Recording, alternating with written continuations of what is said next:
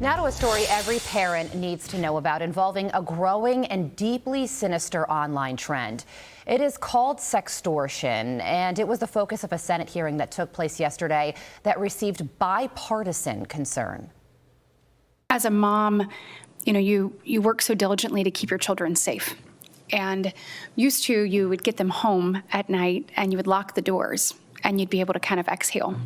And now the enemy is inside our home. The House has weakened the Kids Online Safety Act bill, in effect decimating the duty of care, which prevents the kinds of abuses and holds the platforms accountable.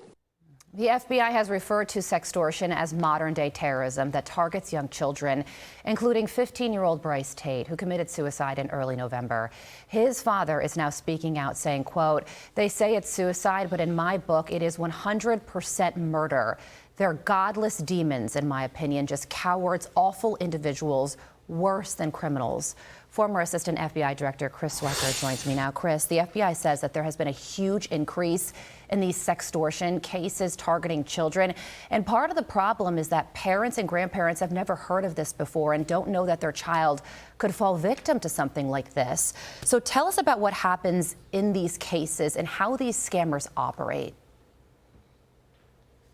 Yeah, Carly, this is a nightmarish crime for any parent with a teenager in the house. Yeah, it is insidious because they're all touching the internet and there are bad actors on that internet doing bad things. So what these people do, they're usually someone from overseas, Western Africa or Eastern Europe.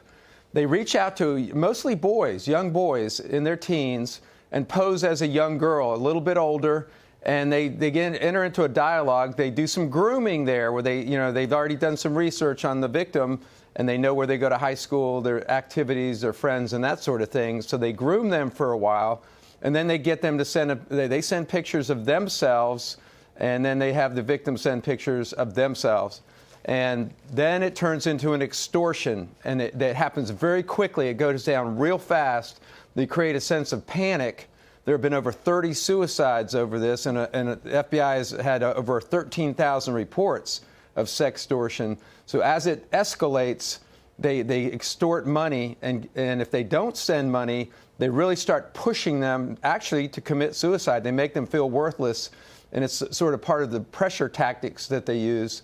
So it's an insidious crime. Parents really need to educate their teenagers and their children about how this goes down. It's critically important. Tamia Woods spoke at the Senate hearing yesterday on online safety for children.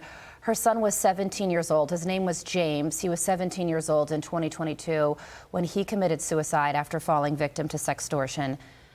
Take a listen to what she had to say.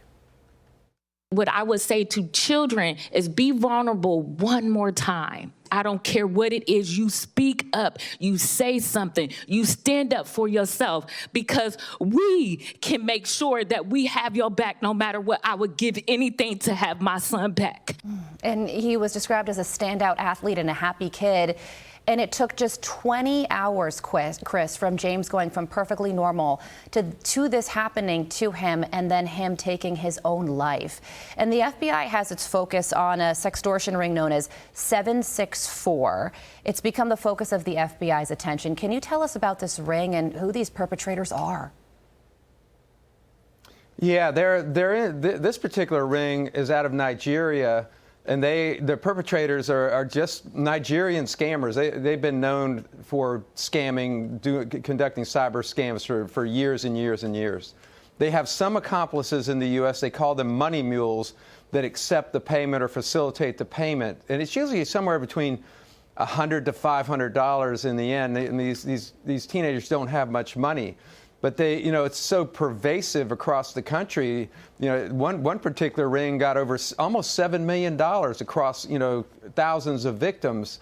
So, as was mentioned, it goes down really fast. They escalate things. They threaten to send, they extort them. It's a traditional extortion scheme, but it's not bricks and mortar based. It's all over the internet. They get into gaming sites. They get into anything that touches the internet, a tablet, a phone. And again, this is something that you really have to bring up with your children. I talked to my grandson about it last night, and it was an embarrassing topic.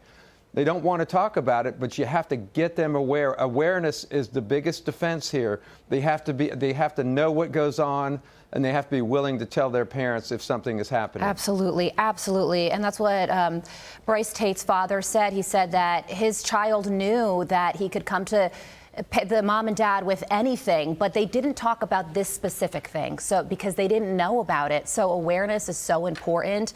And parents are an incredibly important line of defense here. If you have this specific conversation with your child, as Tamia Woods indicated, lives can be saved, because this is a terror threat that isn't far away. It's in every child's pocket. So it's a good conversation to have, and it's a horrific trend. But Chris, thank you so much for joining us so that you can raise awareness as we continue to explore the horrors of social media online, and this being the very latest one of them. Chris Swecker, we appreciate it. I'm Steve Ducey. I'm Brian Kilmeade. And I'm Ainsley Earhart. And click here to subscribe to the Fox News YouTube page to catch our hottest interviews and most compelling analysis.